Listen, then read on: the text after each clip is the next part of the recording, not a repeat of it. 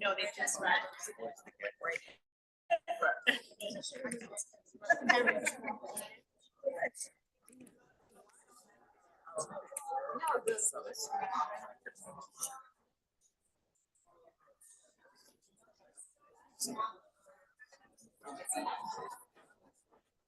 I always see your girls walking with someone.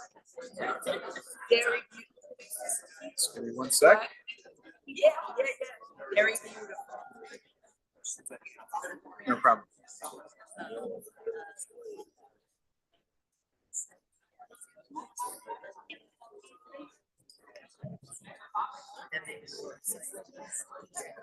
Okay, Ezra. Evening. We are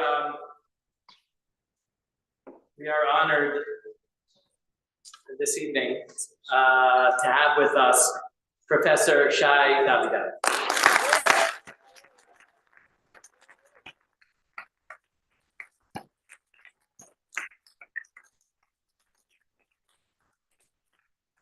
Emails from Emunah, right outside Tel Aviv. He's an assistant professor in the management division of Columbia Business School. Shia received his PhD from Cornell University in 2015 and is widely published in various scholarly and academic publications. You could look online, it's just sort of endless. How many people here either work at or attended Columbia University or college at some point in their lives? Here we go. Okay, yeah. This is very near and dear to our hearts because Shia's heartfelt words went viral throughout social media as he called out the Columbia faculty and administration as well as the American university system for its systemic and hypocritical anti-Semitic and anti-Israel stances. And it really hit home for so many of us in so many ways. You are our voice. You are like a shofar on campus for what it means to be a Jew and what it means to be an Ohev Yisrael, someone who stands up for Israel and for the Jewish people. We are honored to have Shia address us here at YIS, and his topic is Why I Speak Out.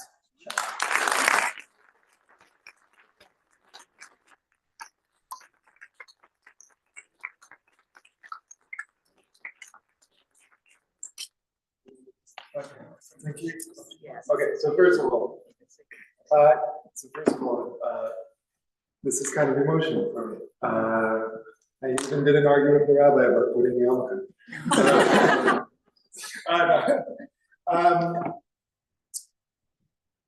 Let me center my. So you just said shofar, which I really like because a shofar is like very, very loud, but it's hollow, and that's kind of like how I feel. Like I'm not like for the first 6 weeks, and I'll speak about what everything, but the first 6 weeks I was in a real internal turmoil. People didn't really see it because people see it at the outside, the facade, on social media. But me and my wife, like every night, it was like an internal turmoil. I told her, like, I don't want to be a leader. I don't want to be a symbol, because when you become a symbol, then you become the anti-symbol for the other side, and they want to take you down. And I was really kind of working on that, and I have a friend who helped me, and he said, "You're not a leader, you're not a symbol, you're bearing witness." And I thought that works for me. Like so I use I do feel hollow. Like it's just like I'm making a lot of noise, but it's not my voice. So thank you.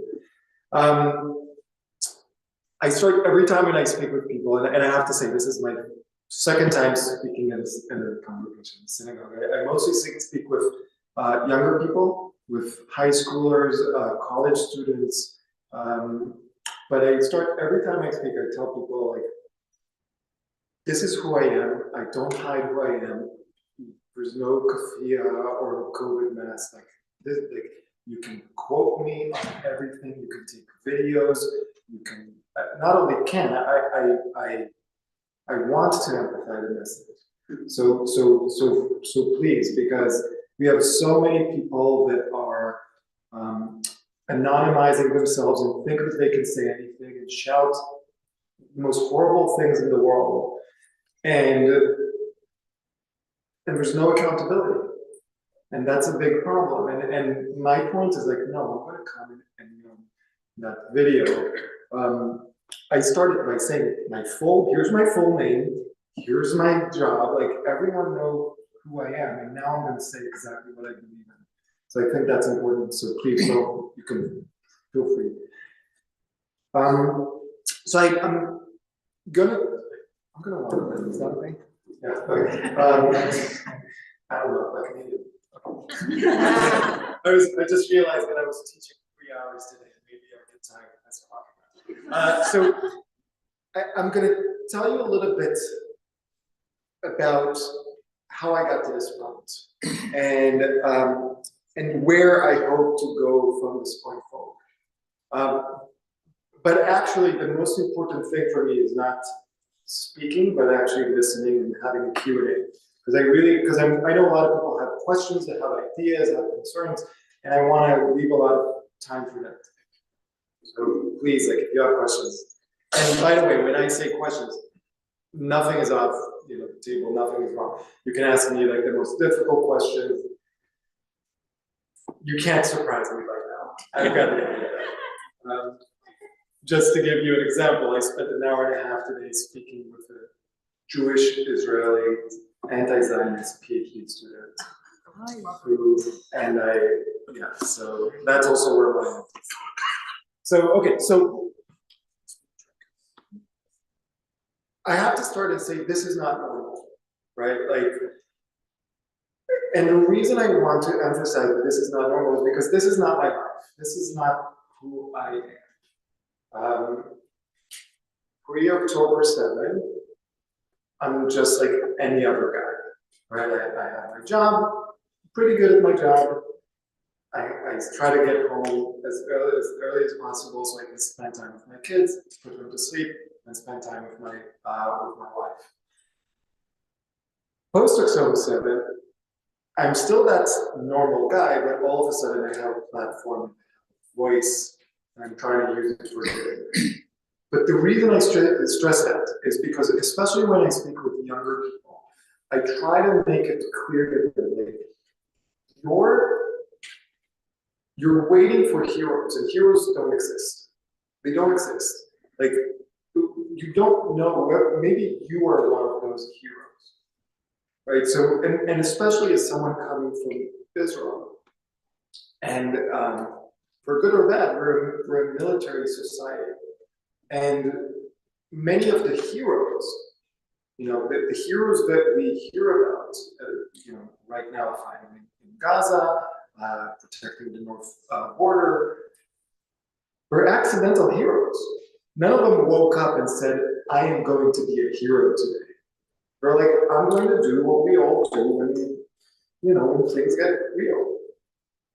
So, and it's important for me to stress that because there's nothing, and it's not false humility, it's really like there's nothing special about me. I was in the wrong place in the wrong time, and the only decision I made was making it the right place in the right time. Not let them control the narrative. That's the only thing. Everything else is just extra. So when people ask me, how did I get to this point? To tell me the story, right? What they typically expect is like, I'll start at October 7th. For us, it was October 6th at night, after Shabbat, and then tell the story. But actually, my story starts in July. Like every Jewish person, I'm going to start telling a longer story. But here's why. So, I've always been opinionated. I've always been kind of like, I have strong political beliefs. But I've never been a political person. I've never, like, when there was a protest, I would go and protest sometimes. It fits my values, and if we're honest, my schedule, right?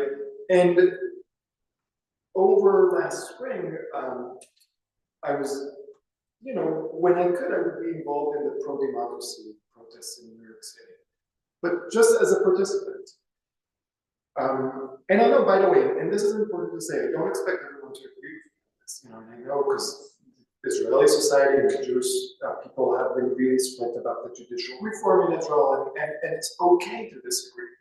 This is something that people forget. It's okay to disagree as long as we keep our fundamental humanity and our fundamental decency, and we speak with each other rather than try to exterminate each other, right? So I went, so my family and I, we spend every summer in Israel for about at least 6 weeks. My kids go to kick them out to daycare, they camp.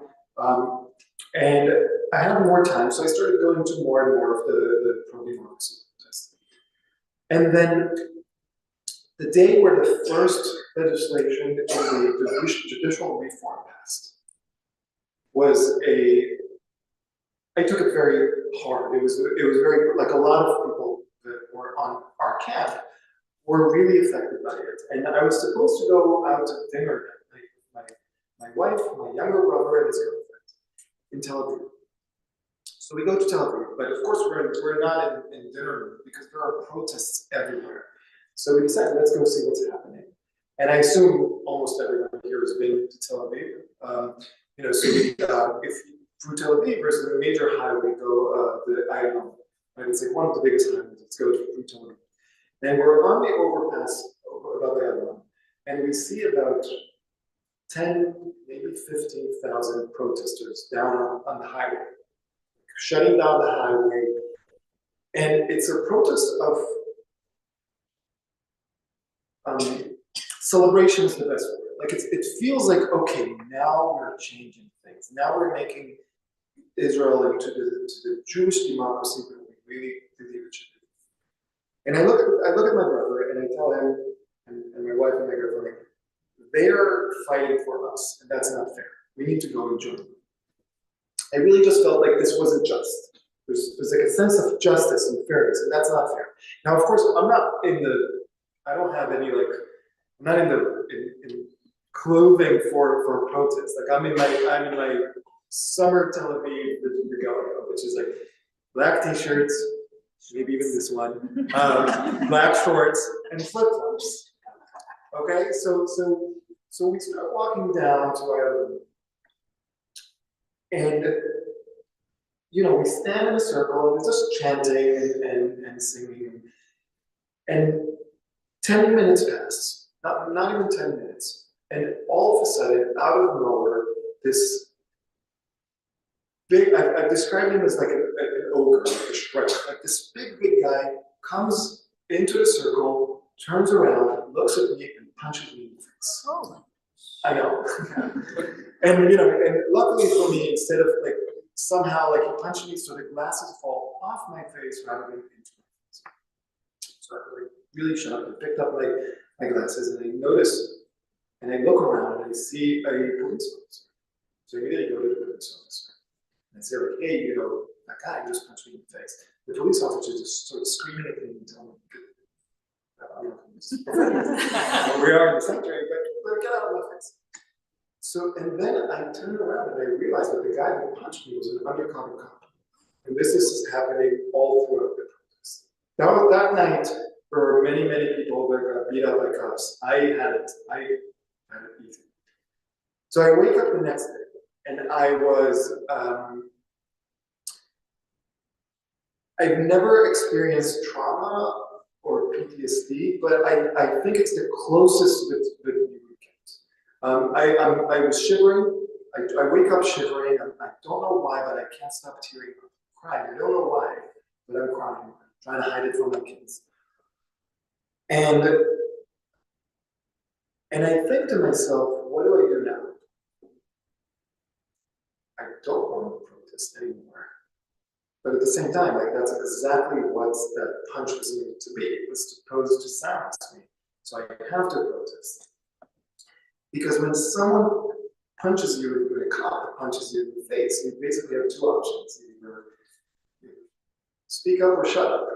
And I decided to speak up. So, but I also didn't want to add more violence into the world. I didn't want to, like, I could go out and like, and you know, the first thing my dad is like, let's figure out who the cop is and let's sue him. And I said, like, I'm not mad at the cop. I'm not angry. He wasn't doing his job. He went above and beyond his job, right? But he was put in an impossible position by a system, and then he took it out on me. But it's not personal. It wasn't personal for him. And there's a video that I looked over for 20 times. I keep looking at the video. And I see, like, it's random. He's just looking for someone to punch. So it's not personal for him, so it's not personal for me either. So I don't want to be destructive. I want to be constructive, but I don't know what to do. So I look for the closest, because I'm still lazy, I look for the closest protest. And I find one, I was staying at my in-laws' house in Tel Aviv, and I found one in her neighborhood. It's happening that day, in the afternoon. So I take out a sign, and I say, okay, I'm going to hold a sign, I'm going to say something. And I want to be constructive. And then I come out saying, I'll say it in Hebrew, but in English, אני פה בשביל הילדים של השוטר של הבצעי. בשביל העתיד של הילדים של השוטר של הבצעי. I'm here for the future of the kids of the cop who beat me. Because I felt like it's not, it's not against him, I'm for him. I'm for his family, and I want to do this, so I go there. And I take this sign, and I position myself in the protest in a place where all the cars passing by will see me. And I'm surrounded by cops. And I'm shivering, and I'm trying not to tear up in public.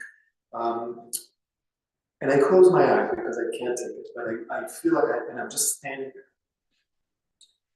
And someone took a picture.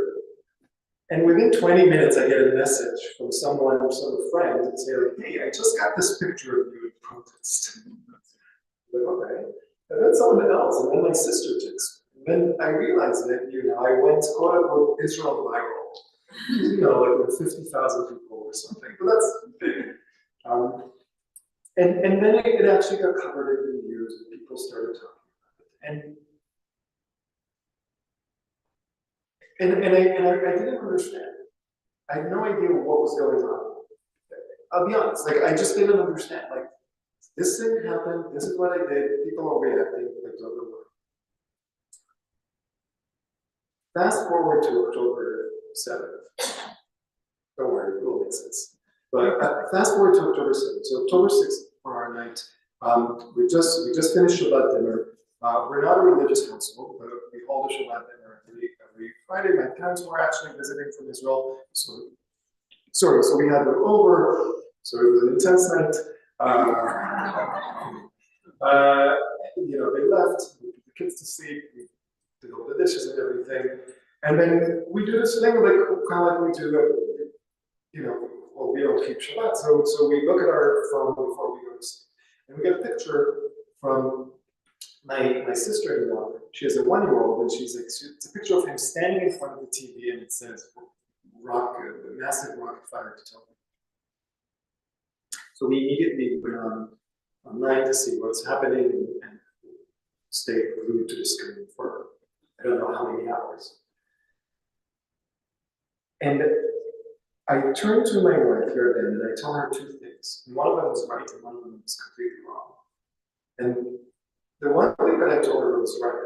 I immediately told her, Hamas, this is going to be big. We're going to see a horrible war. Hamas knew what they were doing. And I was right. The second thing I told her was, now the world will understand what it's like for us. And I was wrong. Because on October 9th, and the chronology here is extremely important. On October 9th, 2 student organizations, Students for Justice in Palestine and Jewish Voice for Peace, we're not Jewish and enough for peace, but that's their name. You can call yourself anything these days.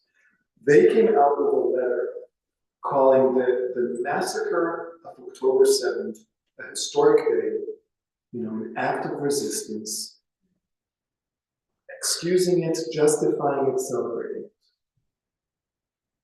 And the letter refers to October 7th as yesterday's events, which means that they wrote the letter on October 8th, while the massacre was still going on. This is not being pro-Palestinian, this is being pro-Hamas. And the letter was concludes with a call for a protest on campus on October 12th. Not a single soldier, Israeli soldier, has yet to step foot in Gaza, but they're already protesting. So I learned about this protest, and then I learned that a group of Jewish undergrads are going to counter-protest. And I think, like, this is bad. this is going to be horrible. So I alert the dean of the business school, my dean, me and some other people, and we show him the letter, we tell him what's going to happen, we tell him, like, look, this is going to be bad. And we alert him on October 11th. Again, the chronology is very important because they cannot claim that they didn't know. We told them exactly, play by play, what will happen, and it frustrates me to have been right. But on October 12th in the morning, the dean of the business school with all the other deans of Columbia and the president, they have a meeting. And in the meeting, the dean alerts the president that this is support for Hamas. This is going to be problematic. He shows her the letter. She read the letter. She knows what's written in the letter. And yet she decides to let the protest go on, with two exceptions. One, they lock the gates. So no one outside of Columbia can come in, as if that's kind of solved anything. That offended me, not as a Jew or an Israeli, that offended me as a professor. You know, you're supposed to be an open place for open dialogue, and now you're locking the school. The second thing she does is, for the first time since the Vietnam War, she calls in the NYPD onto campus. So the NYPD, so I show up and I tell my wife, I have to go over, I need to go and protect the Jewish students. Now I think about, you know, like, what am I thinking? This is not the physical self that protects anyone, including himself. But, you know, but I felt like I have to be there. So if something happens, we'll first have to go through. I don't know what that's like. And I go there and I see, and so many of you are somehow affiliated with Columbia, attended Columbia, work at Columbia, so it's in the main campus, and we have it's like a big quad with two green rectangles. And you see one side, and I want to paint a picture because it's extremely important. On one side, you see about 200 Jewish kids, students. They're all holding the hostages' signs. They're all silent. They've decided beforehand that they are not going to say anything, they're not going to chant, they're not going to sing, they're grieving. They're sitting Shiva, right? They're standing there quiet. On the other side, you see about 800 students, a mob. And they're all covered up. You can't see their faces, kafiyas and COVID, and it's not accidental. We were told to bring that to the protest. And they're celebrating. They're celebrating October 7th. They are chanting all the chants that we now all know, and we have become desensitized to, which is not right. We shouldn't let things like from the river to the sea become a normal thing. Or when they shout, globalize the Intifada. Or when they shout, we don't want 2 states, we want all of 48. We shouldn't let them normalize, but it has been normalized. It doesn't affect us as much.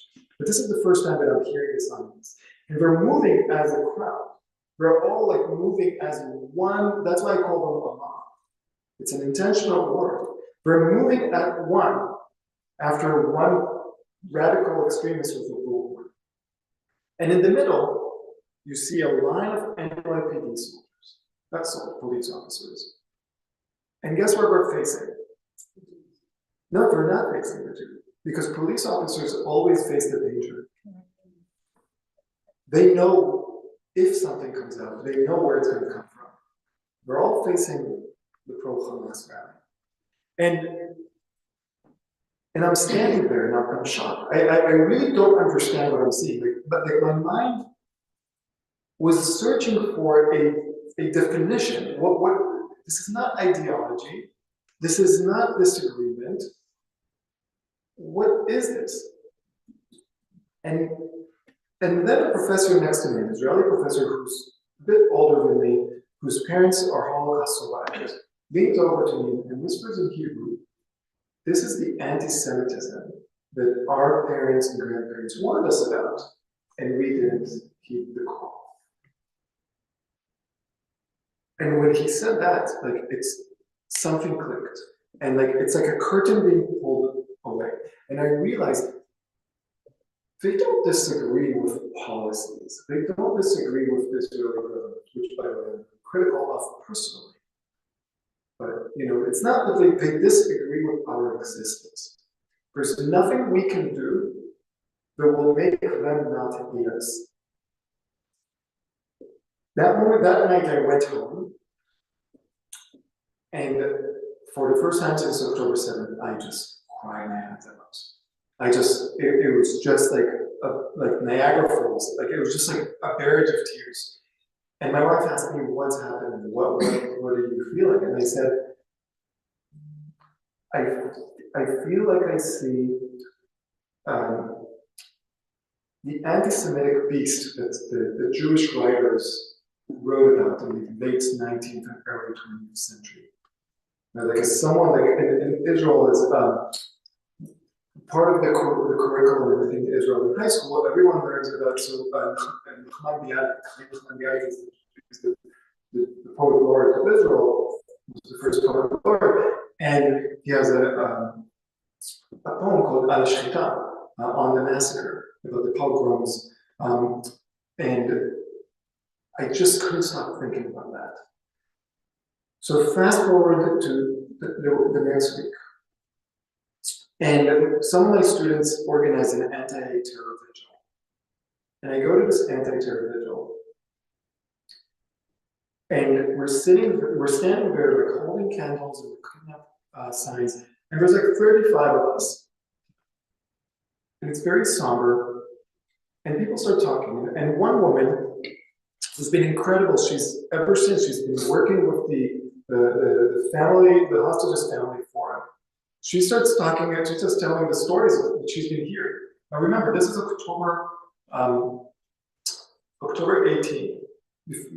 Most of us didn't know many details about the hostages yet, the horrible details. But she knew because she was in communications, so she told us those stories. Then another person spoke up and said it's a Jewish Israeli student who was physically attacked on campus when he was putting up the posters, had his 2 fingers broken. The NYPD arrested the assailants, and they're being prosecuted now. But so this student told his story, and then a third person talked about their feelings being Jewish on campus, and then a fourth person. And at some point, I felt like I have to say something. I was preparing to. I wanted to say. I knew I was going to say something anyway because my students are organizing this, and I felt a responsibility. But I didn't know what. But hearing all those stories made me feel like I have to say something. Which gets me to that video. So when it's hard for. So I've seen that video twice. I saw it once that night, and I saw it 4 months later when someone asked me to do something, and I watched it. But I don't watch that video, it's too hard for me, it's too painful. But if you look at that video, the first few seconds, like I'm closing my eyes and I'm just like in my own space for a second. And the 2 things that I see is one is that the protest first protest that I witnessed, and the other is it's the picture, the image of Kfir Bibas, the 9-month-old baby that was kidnapped. And at that moment, I felt like I was getting punched in the face 1,000 times over. Like, and I felt like just like back then, I can shut up or I can speak up. There's no third option. I have to speak up. So I just let it go out. And it just came out of me. And this is the weird thing. I finished speaking. And there's a silence. And my wife, who was taking the video, so she's the one who took the video, she comes up to me and we hug in silence, complete silence for like 45 seconds. And then she says something, that, and I'll never forget it, and I'll never let her forget. She says, "That was great, but you went on for too long." And I've never gotten that. you're a great speaker. So. But and I was like, "What do you mean?" Because I didn't realize what I was saying. It was like blocked out. And she said, I said, like, I talked for 2 or 3 minutes. She said, no, you talked for 10 minutes. And I had no idea. So then I go back to the circle of people, and everyone's crying, and everyone's hugging. And I still don't understand what's going on. I have no idea what's going on. So I go home, I watch the video, I'm shocked by the things that are said. Because they just came from the most raw and pained place. It's not even my heart, it's like my core. And we say we have to get this to as many people as possible. So we put it online, and I tell my wife, like, before we go to sleep, if we get to 50,000 or maybe even 100,000 people seeing this video by tomorrow or by whatever, things are going to be good. Like, the university is going to figure out, get their stuff together. I'm going to get a call from the lawyers at the university telling me, please stop and do whatever you want. And you and I can go back to focusing on Israel. Because remember, while all of this is going, my brother is in reserve duty, my best friend is in reserve duty. We're spending a lot of our time texting random soldiers to see if they need ceramic vests or anything. We're focused on Israel. We wake up in the morning and everything has changed. So, social media, all of my social media is going crazy, all of my WhatsApp is going crazy, I'm getting calls from every newspaper. And that morning was the first morning since October 7th, so we're talking October 19th, that I smiled. The first time that I actually smiled, it wasn't a big smile, but it was like a grin. It was kind of like, okay, I can see the way out of this. This is the Leonard Cohen, like, this is the crack where the light comes in. Like, where I made a crack, the light comes in, things are going to be okay. I was wrong. So on the one hand, I was wrong because not 50,000 or 100,000 people saw it. It's hard to estimate these things, but about 50 million people saw that video, including all the different social medias. For 3 days, it was in circulation with Fox News. God forbid MSNBC would show it, but so I was wrong in that regard.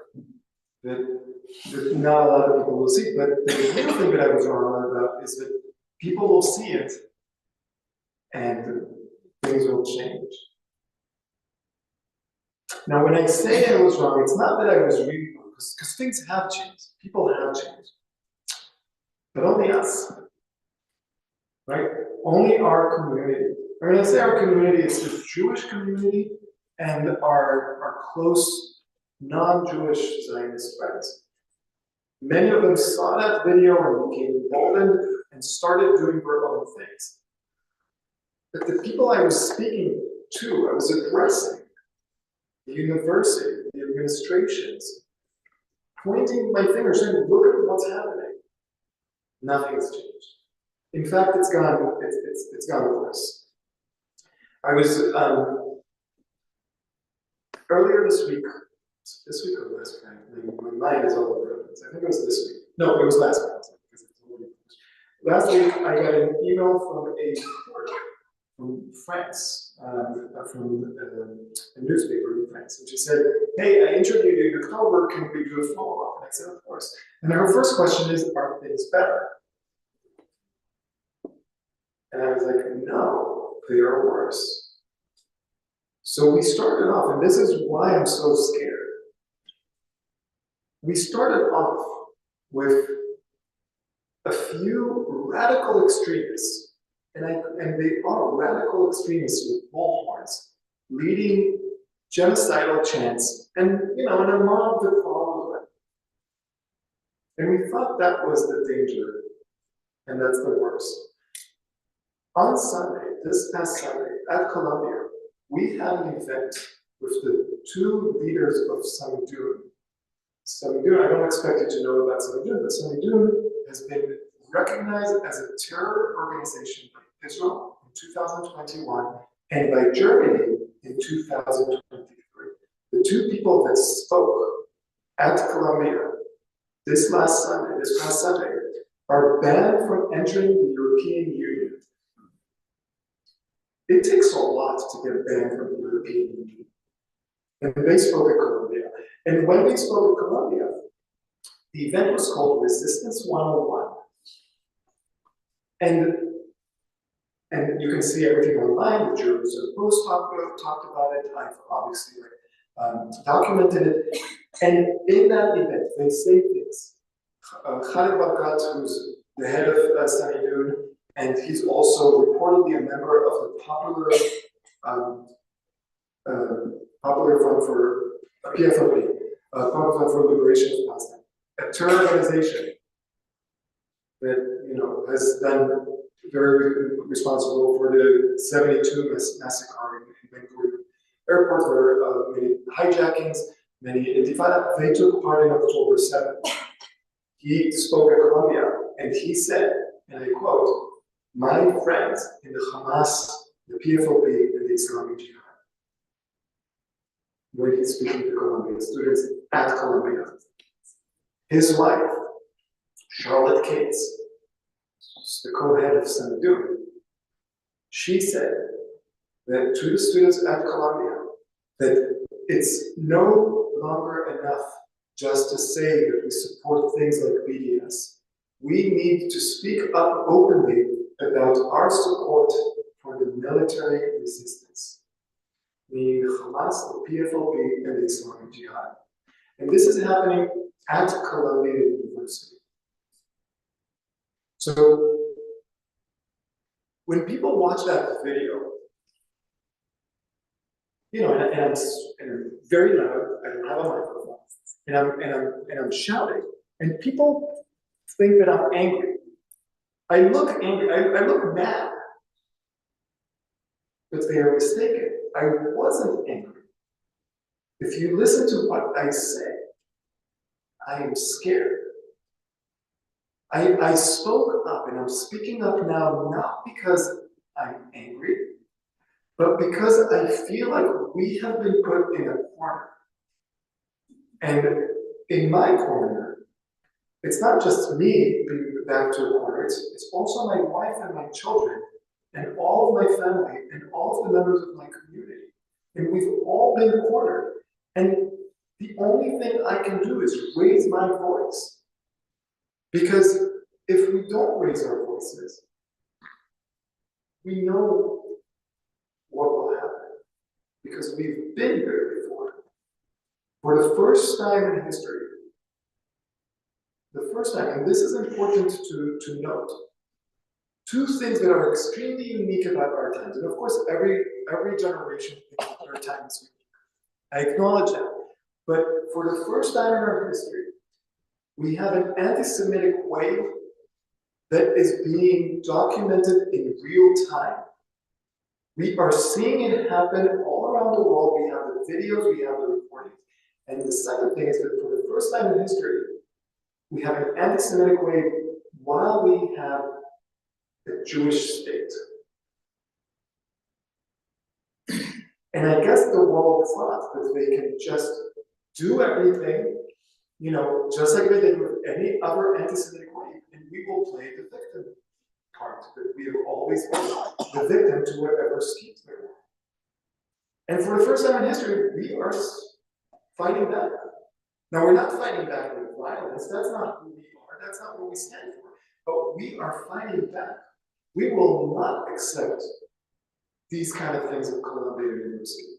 And we will not accept them in any other university. And we won't accept it in any town hall or in the streets of New York City or anywhere. It's very simple. But what's happening now is the world is confused. They're not used for Jews fighting back. They are used to silence Jews and dead Jews, not fighting back Jews. So I'll just finish with one thing, and then I want to open this up for Q&A because I want to kind of like put you where my mental space is. And by the way, don't prepare any notes. This is just, I can talk about everything, well, almost everything. But the first part, for the first 3 months, Columbia completely ignored my existence. Completely. At the end of October, I met with the senior vice president of Columbia, Jerry Rosberg. We met at a coffee shop in the Upper West Side. And he told me, let's go to the park and let's go and talk to the bar. I was like, fine, great. He was like, because I'm afraid this will get loud. And I said, I don't expect to raise my voice to you. Like, who do you think I am? I have no, and then I had to explain, I'm not fighting you. I'm not fighting Columbia. I'm fighting for Columbia. I'm not against you or for you. My wife went to Columbia. Her grandfather was a chair professor of Jewish studies at Columbia in the 1970s. You are ruining Columbia. I'm fighting for Columbia. Let's make this clear. So we have a 3-hour meeting with those board. And at some point I tell him, Jerry, no disrespect, but I think I know what's happening. You think that if you just ignore the problem, it will go away. And if you just ignore Shia Davidai, Shia Davidai will go away. So I'm here to tell you, the problem is not going to disappear on its own, and I am not going to. And I was maybe a bit too confrontational. I told him, I'll be just long after you will be tired. You can get rid of me, but you can't get rid of my voice. But they ignore it. They completely ignore it. I have yet to hear anything from the president of Columbia. And to be clear, ever since October 7th, including October 7th, the president of Columbia has never used the word Hamas. In her world, it's as if Hamas is not involved in any of this. And then in early February, I get an email from the Office of Equal Opportunity and Affirmative Action. Yes. And I'm informed that I am being investigated by the university. I was like, okay. I get very lucky to have an amazing supporting community, and many people I talked with a few people in the back channels, many people were just wanting to help, and I get these lawyers, pro bono lawyers, they said, we'll support you. And the first thing they do is they read the investigation letter, and they read there's an 80-page policy of the EOA, and they're like, okay, there are a few issues with the letter, and we write back to the office for representing me. The first thing is, it's supposed to say that I'm assumed innocent. That's missing. Interesting. It's also supposed to say what I'm being investigated for. So of course the university realizes that they can't just scare me. So they reply, they add some sort of statement, and they tell us exactly, here are the dates and here are the things you're investigated for. The first one, October 18th, the video. I'm being investigated for speaking up. And what I said in that video, and I tell everyone, go watch that video again. What I say is rape is never okay. No matter if you're Jewish, or Christian, or Muslim, or Buddhist, or Hindu, or an atheist like myself. Rape is never okay. I'm being investigated for that. And I realized This is the investigation. This is a silencing campaign. Now, maybe some Jews would be scared. I was like, nice, let's play this. So I tell my lawyers, and I told them, look, I don't want to be a martyr. I love my job. I'm pretty darn good at my job. I want to keep my job. But that's not the first objective here. Our primary objective here is to make clear that this is about anti-Semitism. Because my lawyer said we can win this very clearly on freedom of speech. They can't tell you what to do, this is not in class, this is not, you're just speaking on social. I said, no. This is about anti-Semitism. It's clearly, I'm the most prominent Jew speaking on campus against anti-Semitism and support for Hamas. This is an attempt to silence it. And we need to make this clear. So I go public with this. Within 48 hours, I get half a dozen emails or messages from other professors and students around the country that are experiencing the exact same. They spoke up against Hamas, they support for Hamas campus, and now they're being disciplined by their universities. So a journalist asked me a few days ago about that investigation.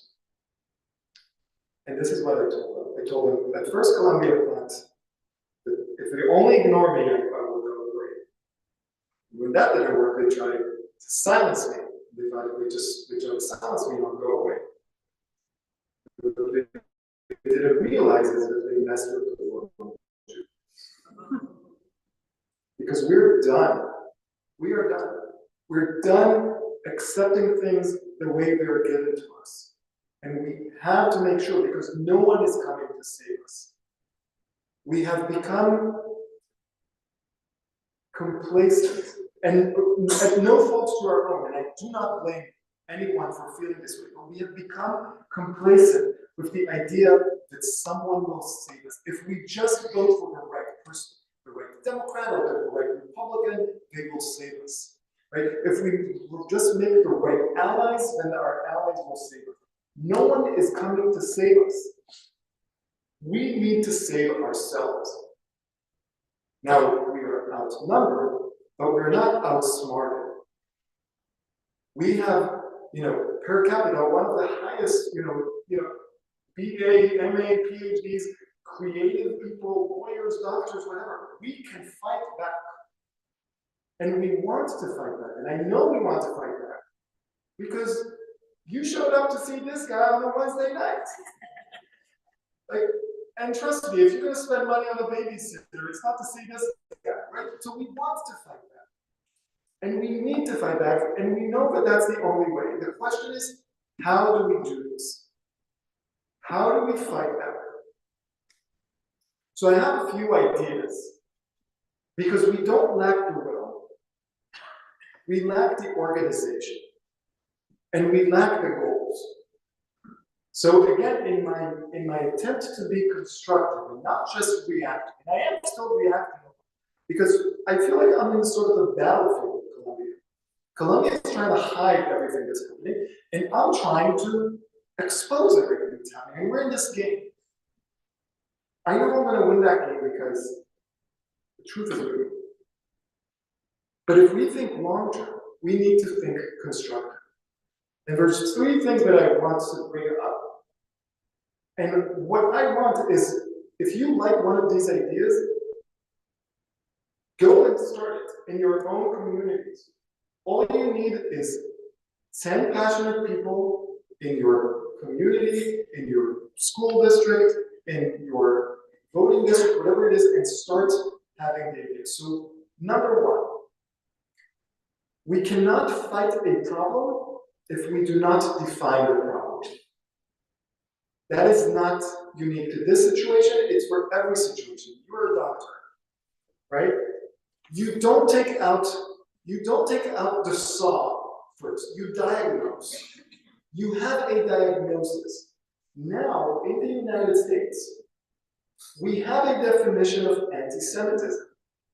The International Holocaust Remembrance Alliance has a working definition of anti-Semitism that everyone can see online. The United States government has recognized it. Canada's government has recognized it. Most Western developed countries have recognized this. The UN has recognized it. It's good for the United States. It's not good enough for Columbia University. It's not good enough for Stanford. No university has adopted it. We need to make sure that every institution in the United States, from pre-K to graduate degree, adopts the IRA definition of anti-Semitism. We cannot hold them accountable while they refuse to adopt the definition. And that's why they're not adopting the definition, because they don't want to be held accountable. But we have to fight them. Just like every tiny community in the United States now has some town hall ceasefire resolution, as if the IDF is like, wait, everybody stop, San Jose says, it doesn't work that way. But they are organized. There's no reason why we shouldn't be organized. Go to your town hall, make sure that your town hall adopts the IRA definition of anti-Semitism. It's not going to be an easy fight, but it's going to be a fight worth fighting. And we also have to fight for state government and federal government to not be given to any institution that doesn't have a definition of anti-Semitism. That's the first thing. So if it's in your kids' schools, if it's in college, whatever it is, and I say there's enough people here to take 2 or 3, groups and focus on specific things, write emails, write to your representative, make sure, again, if it's good enough for the President of the United States of America, it should be good enough for the President of Colombia. And if it's not good enough for her, I want to hear why it's not good enough for her. That's number 1. So we define the problem. Number 2 is we need more information. We need transparency. Right now, we don't know how much Qatari money Colombia gets. I don't know which one of my pro-Hamas colleagues that they're not professors, they're indoctrinators. They're doctor of indoctrination. They indoctrinate students. I don't know how many of them are on Qatari payroll. And we need to know not just whether they're getting money from specific countries, but also what entities within the countries. Because these countries are smart. You may not get money from the Qatari government, but they have set up funds that they can donate. Now, remember, these are not donations. These are investments. And we do not let foreign entities own a majority stake in American real estate. Why are we letting them own real estate in our kids' minds? Because that's what they're buying. So what we need now is an education finance reform. Just like campaign finance reform, where I want to know every politician who they get money for, how much did they get, and whether it was earmarked for something, whether there's a quid pro quo. We need to know that about every educational institution in the United States. Now, the big ones, the problematic ones, are middle school, high school, and colleges. Because we know, for example, that in New York City, a high school that received a very, very hefty donation or investment from Qatar had a map for years on the wall of the Middle East with one country missing. Can anyone guess what country was missing? Israel. And this was accidentally found out by a parent who spoke up. This wasn't a school deciding to do better. So we need education finance reform in the United States. So a definition, transparency, but the third thing is we need to spread more light, more Jewish light in the world. So by a show of hands, how many of you know when is Black History Month? February, right? How many of you know when is Pride Month? June. How many of you know when is Jewish Heritage Month? There's none. There's all 3, 4 people. May. May is Jewish Heritage Month. The fact that a Jewish congregation in Scarsdale Most people, you know when Black History Month is, and it's important, it's an important month. You know when Pride Month is because it's an important month. But we don't even know when Jewish Heritage Month is. That's a shanda.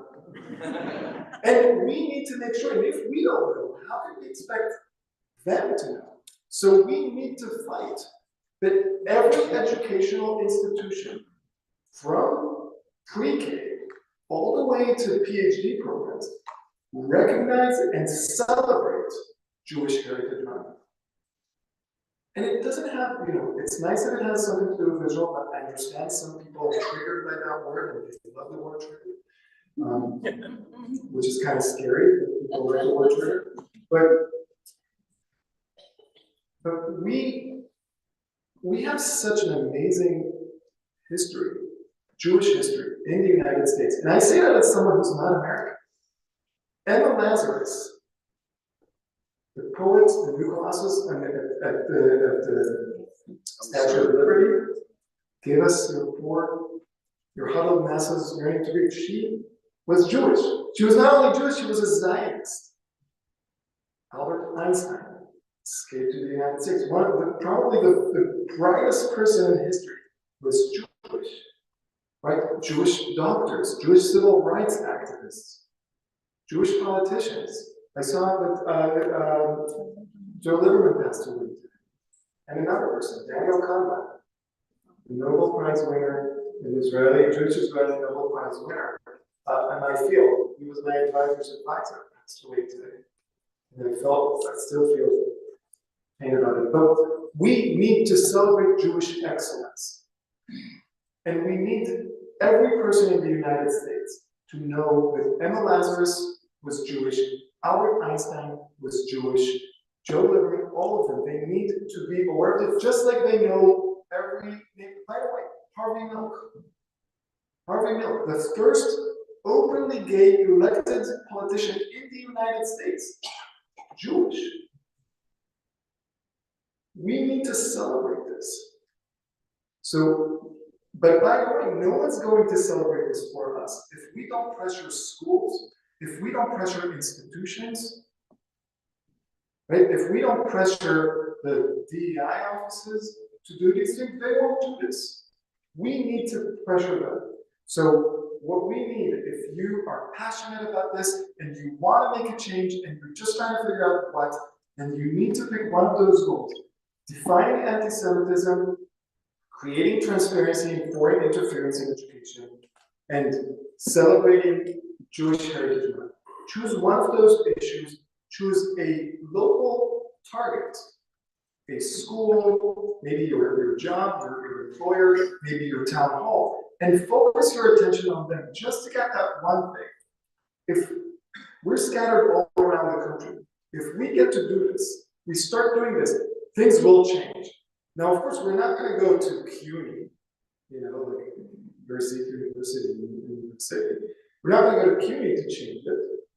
We're going to start where we maybe are not the majority, but we are highly represented. And we're going to go to towns in the South where we're, for now, more accepted than we are right here. And we need to create momentum. And once we create the momentum, things will move by themselves. But we have to do this because no one will do this ourselves. And that's what I've been trying to tell everyone. If you don't speak up now, when you do decide to speak up, it might be too late. I think I'll shut up now.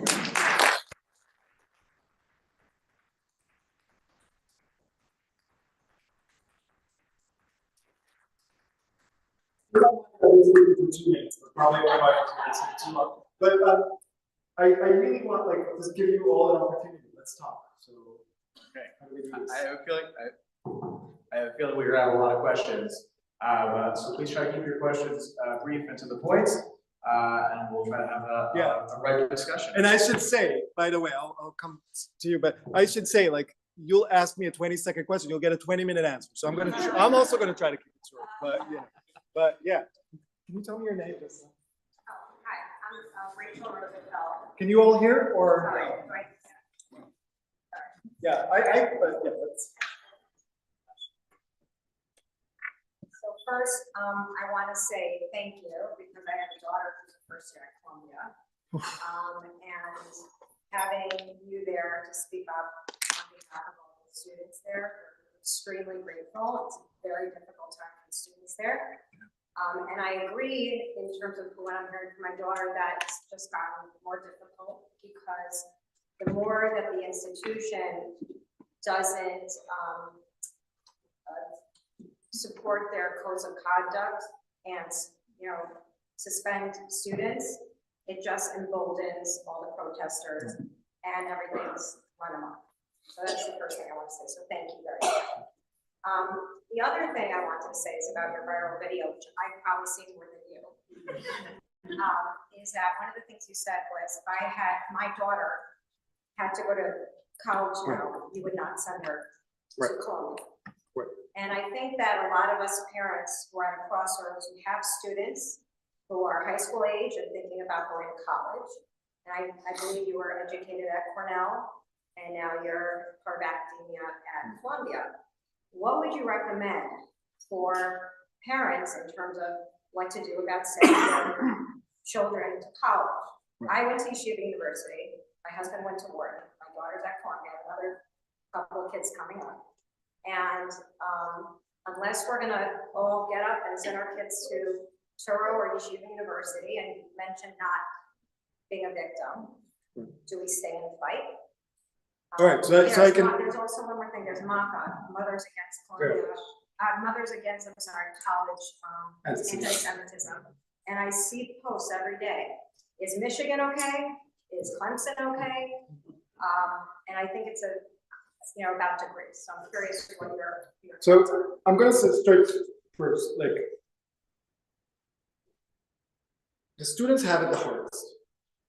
As hard as I've had it in the past 6 months, and you're getting I think an updated, better version of me. I lost 15 pounds since October 7th, but the students have it the worst. And whenever I hear of a first year student or a senior, that's when I get angry. That you're never going to get that year back. There's something special about your first year of college, and there's something special about your senior year, and both of those get ruined for the students, for the Jewish students, and that angers me. But to your question,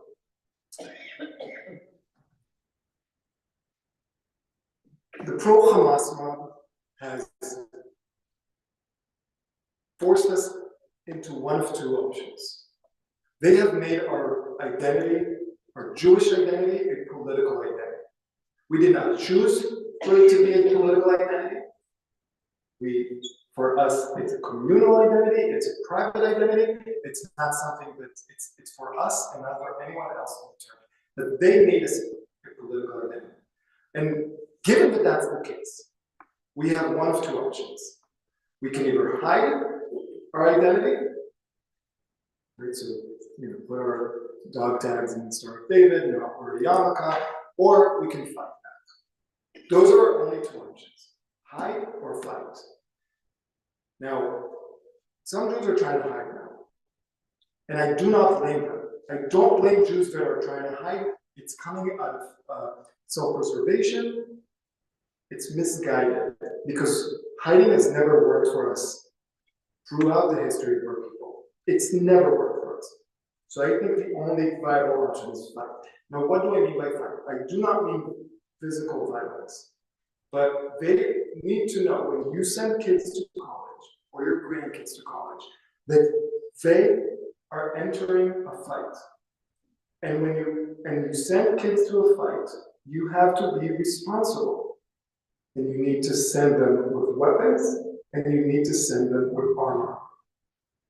Not physical weapons and physical armor, but you need to send them with education, that they know exactly when someone screams obscene lies about Israel or about the Jews or whatever it is, they need to A, have the armor to not let it affect them, and B, have the ability to stand up and either fight back or organize on their own counter protests, or run for student body and change things.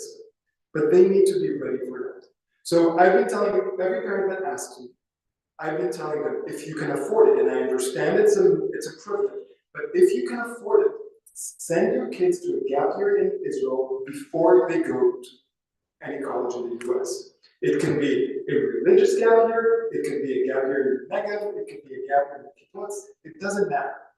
Send them to a gap year, because if you send your kids to a gap year in Israel and they see in river to bone the country and how it's run and who are the people, when they come back to campus, it doesn't matter how many people scream or protest at them, because they've seen the truth. It's all BS.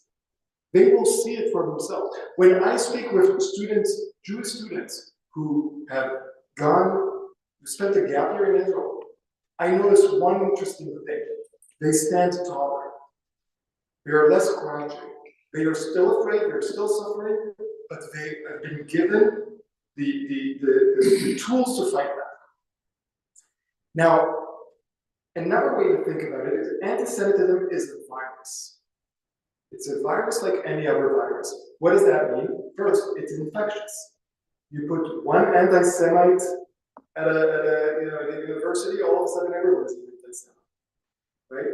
Second, it's a virus, meaning that it evolves. They used to hate us because of our Judaism, right? So then, for example, in Spain and Portugal, conversos, they converted. And then they used to hate us based on our one drop of blood rules. So it's our DNA and our ethnicity. And then, of course, with the Nazi final solution. And now they hate us because of Israel. It's the same, it's just an evolvement of the same virus. So what do you do with a virus? You vaccinate people. You don't wait until you get sick, but you vaccinate people. So you need to give your kids the vaccine, meaning that you need to give them the education about truth and facts and challenge them. Have the arguments that they expect of them, that they will have in college, have it at home. Explain to me why Israel is not an apartheid state. But isn't the West, so you can push, you can fight that, and then they'll be like, oh, right, that's a difficult thing to explain. But it's also very easy when you practice it a few times, because it makes a lot of sense. So that's how you do it. Keep sending your kids to these schools, but don't send them without a shield and some weapons, because you're sending them to a horrible place. I'll still be there. Well, I don't know if I'll be there. We'll see if they get rid of me. But... Yes, hey. Yeah. So I have a quick question, is how do you deal with the Jews? Can you say it to the mic? Yeah. How do you deal with the Jews on campus, or that you speak to that are very left-leaning, liberal, progressive, and think they're on the right side of history, like Palestinian and all that? Yes. So I find that extremely, I don't deal with them. How do I deal with the anti-Zionist Jews? That's the question. So, first of all, I think words are very important. I'm a nerd, right? I'm an academic. I think words are important. They are not liberal. They're illiberal. Liberal is accepting everyone and accepting all ideas. They do not accept everyone. They're illiberal. They're also not progressive. All their views are extremely regressive. They are on the left, on the extreme left. I'll give you that. I think I'm conflicted. I'm really conflicted because on the one hand, as a Jew, and I don't know why, but I feel strongly connected to all of my people. And I feel like all of my people deserve protection. Even when you have a snotty kid, even if your kid goes to prison, you still love your kid. And when the pro-Hamas mob comes for those Jews, and it will come, we all know that it will come. Later, it will come to us first, but then it'll come to them. I want them to know that Israel will accept them, even though they don't accept Israel. That's the Jew in me. But then there's also the fighting Jew in me. And the fighting Jew in me feels like these people don't realize that they are being used.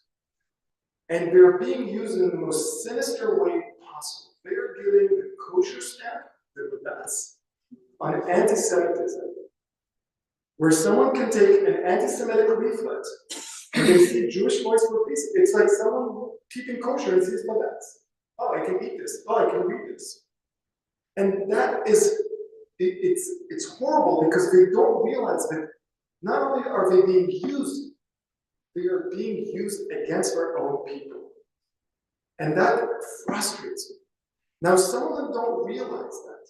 Some of them, so I'll tell you an example. I was speaking with a student, I'm not going to name the student, but I was speaking with a student who's a prominent figure in the Jews for Ceasefire at Columbia, an undergraduate student.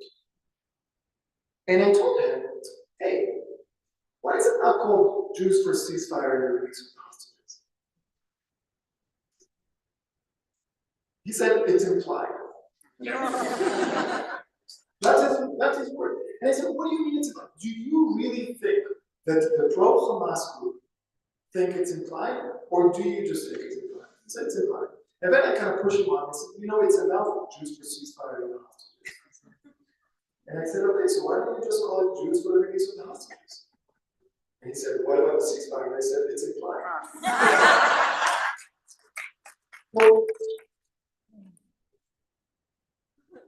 I truly believe that that person convinced himself that he's doing something right. And that's the thing you all need to know about very, very educated people. They can convince themselves of everything and anything. And every time someone asks me, you know, how can this be happening? People with PhDs, and I say, Joseph Goebbels had a PhD in anthropology. That's her answer. The smartest people can convince themselves of the stupidest things.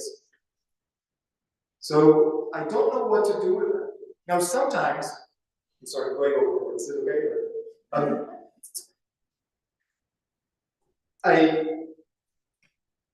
Sometimes I also understand the family pain. So I don't know if anyone here experiences this, but I received an email from someone in Jerusalem. And she told me that her cousin is a famous anti-Zionist who studies at Columbia and is British, so he speaks a lot with the British media. I'm not going to say his name, you're not going to name, but people who follow the British news know. And she told me her family's story and how torn they are. Now, this guy is so extreme anti-Zionist that he has been excommunicated from the, forget the name of the big community, the Jewish community in no. It doesn't matter, but he's put on the shelf because he's so bad. And she asked me, what should we do? And I said, I don't know. As someone who's fighting anti-Semitism, I'd say, cut him out. But I would never cut my kids out of my life. I would never cut my family out of my life. And I have some sketchy cousins. We all do. But they're still your family, so I don't know. It's such a complicated situation to be in. But the one thing that I do know is that every time someone not Jewish brings up a Jew that they found that speaks up against Israel, my response is, congratulations, you just tokenized a Jew, you're getting the anti-Semitic badge of the day. That's it. You want to use those Jews don't realize that they're being used, I'm going to make sure that everyone knows that they're being used. I'm not going to fight them, that's exactly what they want. Because you have to remember, they are not self-hating Jews. They are narcissistic Jews. It takes extreme narcissism to be a tiny sliver of your people. And we're estimated at 3%. And to think that you're speaking for the entire people. If I was 3% of anything, I would keep my mouth shut. And it's hard for me to keep my mouth shut. They just love themselves so much. So that's my not so response. Okay, so I'm also on the faculty of Columbia medical school. So we're kind of separated from the main campus. Now, I'm sure you're aware that the president of Columbia did establish a task force on anti-Semitism. And the head of that is David Shia. David Shia is a former dean of the law school. He's an identified Jew, and he's a former CEO of the Joint Distribution Committee. And they came out with their first set of recommendations, which, so I wanted to know what your thoughts are about this committee. Did you meet with them? Okay, so I before I say something, I want to make clear. I highly respect most of the people on the task force. And he's not the only task force, there's someone else, so I highly respect most of the people on the task force. And they've been working really, really hard. And I can't take that away from them. They wrote an incredible report that is the most incredible work of scholarly, task force work that has nothing to do with anti-Semitism. They did a great job about something that has nothing to do with anti-Semitism. But they came out with recommendations. But to be clear, their first report was a report about policies for protests on campus. But that's part one. Right. It's an ongoing. We're still waiting for part 2, 3, and 4. But it shows you their priorities. Their priorities, like that's not the anti-Semitism task force, that's a policy. That's a protest task force or a freedom of speech task force. Now, two things to note on it's that. So I look, that report has about 8,900 words. The word Jewish, or its derivatives show up 14 times. The word Islam showed up, Islamophobia shows up once in anti-Semitism task force. Islamophobia is a problem, it's a serious problem, it has nothing to do with anti-Semitism. Now, when you look at what's happening at Columbia, Columbia does not have a policy problem, it has an enforcement problem. Columbia has rules on who can protest about what can they say or not. In fact, Columbia has rules. So how do we know this? Because the organizations, the pro-Hamas organizations,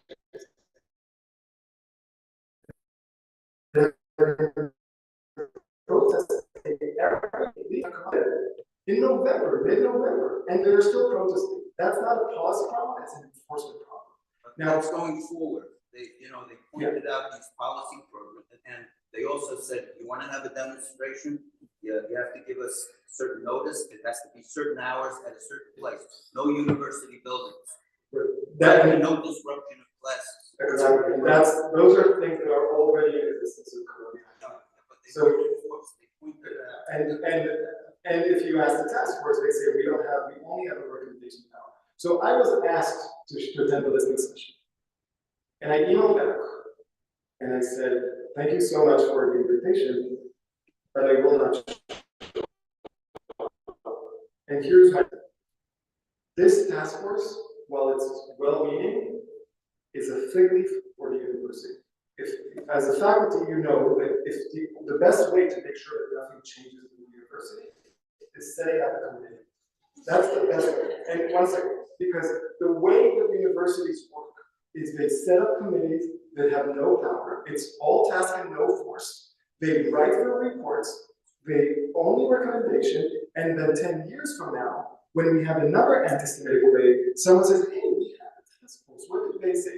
And they will open it. That's how it works.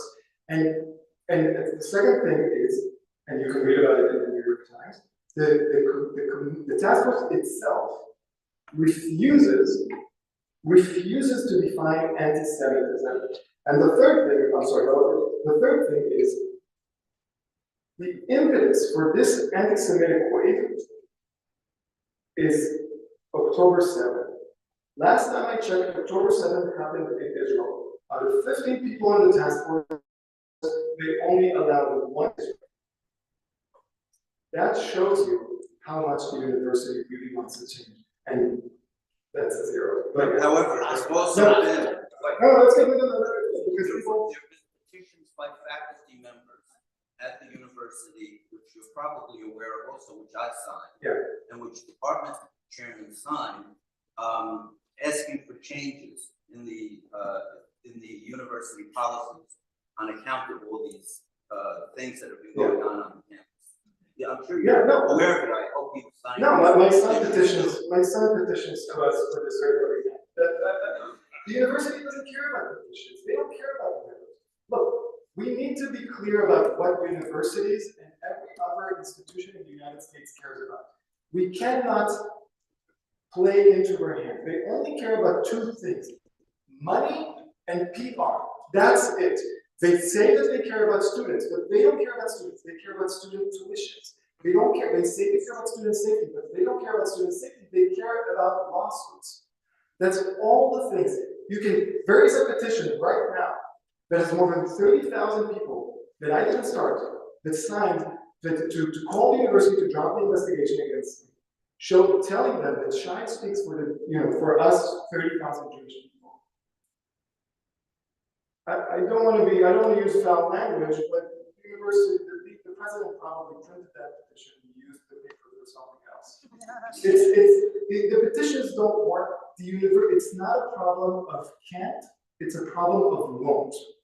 And that is why the task force, while it's well-meaning, has played into the university's hands. And who do the university sets up for a task force? Not just Columbia, by the way. So it happens at Harvard, it happens at Berkeley, it happens at Stanford, and all these places. Who is given the chair? The president chooses who the chair of the committee is. Who will the president choose to chair the task force? Someone outspoken? Like-minded. I call them lapdog Jews, but yeah. That's who they choose. That's the people they choose. And personally, they might be amazing people, but when they accept that kind of role, they are playing into their hands. I have one more question over here. Sam Pauker, and I'm a psychiatrist and psychoanalyst, so diagnosis is a big deal for me. And so I feel scared now. Two observations. One, felt like anti-Semitism had become hackneyed. And so hackneyed become, but the second thing is there's a kind of viciousness to the behavior of some of the people that you're up against, that we're all up against. And so a new term sort of emerged from the group, pseudo-psychosis judaicus. In other words, there's a kind of pseudo-psychotic quality to some of the people you see in protests, and it's directed at Jews. Yeah. And so this is a new kind of an entity, psychotic in that it's not psychotic against everybody. It's only psychotic against the Jews. They lose rational thinking and lose insight. So you can't really talk to these people about anything. So anyhow, I think it's just brainstorming with you that it's like a different level. It's a neurobiology. It's definitely it feels like neurobiology. So I don't know if it's neurobiology, but it's definitely what you're describing is real, because here's my experience. If you go online and just want to learn about Shia, and I'll take myself not because I'm important or anything, just as a case study, because I know myself better than other things, and I'm still figuring that out. But if you go online and you see what I wrote, if you see the op-eds that I've written, if you see the videos, you'll see someone who cares deeply about this issue of anti-Semitism, someone who is very alarmed by the support for terrorism in U.S. campuses. You might see someone who you agree or disagree with. That happens now and then. Oh, okay, I thought I said something. But come home, because, but you'll see, you might not agree with my style. I just speak my mind. I try to be as authentic as possible, and when I curse a lot in real life, I'll curse on, it's not, but you'll see one version. If you look at secondary sources, what we call, what people have said about me, what people have written about me, the podcast people have recorded about me, you'll get a very different person. You will get an image of a genocidal baby killer Meir Kahane. Now, and that's the reality that they live in, because they've created this reality for themselves. Now, we have a few major organizers. I call them AOCs, Agents of Chaos. So we have a few AOCs on campus, and one of them is this student who has really been perpetrating these stories about me, which I don't recognize myself in that, but it doesn't matter, that's the story. And I ran into her the first time, because I've only known her from like what she's been doing. I saw her on campus. And we clocked each other at the exact moment, and we were very close. And I was on the phone, so I told my wife, oops. And then I was like, I have to, but what I saw in her eyes was fear. Her eyes went from like very small to like completely like fear. Now, I hope that after hearing me speak for an hour, no one would see why would you fear me in any reason. But she constructed a reality, and within her reality, I am a genocidal baby killer. I cannot blame her for, given her reality, for her reaction towards me. And I cannot blame the students that are running around, given the reality that they have constructed, that they think that every Jew is a horrible person, and the word Zionist is a bad word. Right? I do have a problem with the administration and faculty that have helped construct this reality. The problem is the constructed reality, not the students' reactions to it. And I think that's an important thing, right? Because when you treat someone, what you try to do is not say like someone's psychotic. You don't try to tell them like, don't react that way. It's like, let's question your reality. Why do you think that you hear your voices? That's the problem. We are not questioning your reality. And that's what I've been trying to do. Make sure that actual reality comes through and cracks into a creative reality.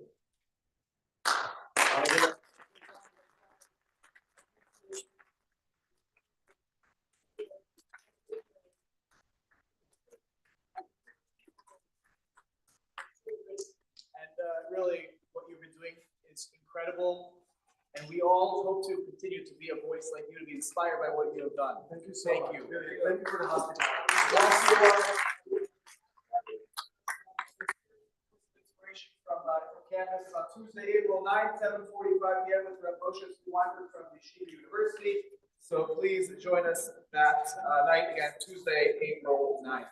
All right, have a good night, everybody, and thank you for joining us.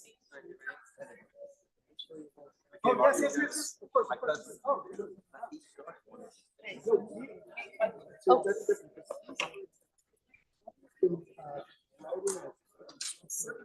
That's a connection. Right.